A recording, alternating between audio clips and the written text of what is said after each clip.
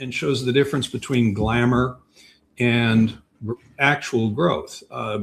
Russell 1000 growth, looking back over the last 35 years, you've got a shifting mix that started out with very little in technology. The green band was skinny back in 1991, and it grew huge by the top of the dot-com bubble, spanning well over 30% of the Russell Growth Index.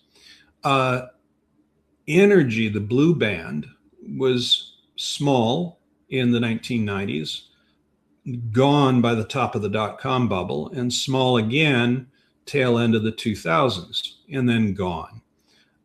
This is what happens when you discriminate companies based on their valuation multiples more than their past growth.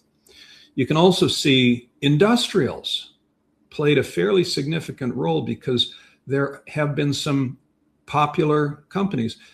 GE, an industrial company that hasn't done so well the last quarter century, that qualified for Russell Growth during most of the first half of these years, and it was a big company.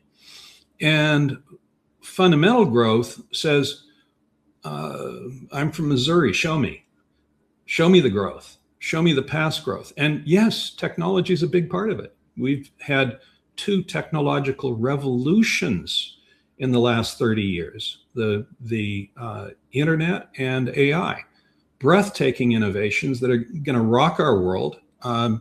That's wonderful. Healthcare, a lot of growth, not a lot of presence in the Russell Growth Index in recent years.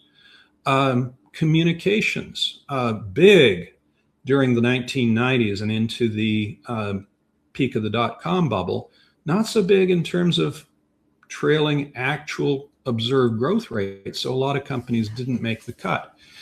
You can see energy, when it disappeared from Russell growth around the top of the dot-com bubble, it made a comeback in RAFI growth by the mid part of the 2000s. That's cool. And so what you find is, on average, a little bit broader diversification, and on average, finding where the growth, actual observed growth, has been. Now, in an efficient market, the market would look at that past growth and price it appropriately. The tangible evidence here is that it doesn't. The market rewards glamour and great stories more than it admires actual observed past growth rates. You can see over on the far right, energy, now almost 10% of the portfolio. That's the blue that's just above the green tech band. Well, that's interesting. Energy is not a growth sector, is it? Pardon me, it can be.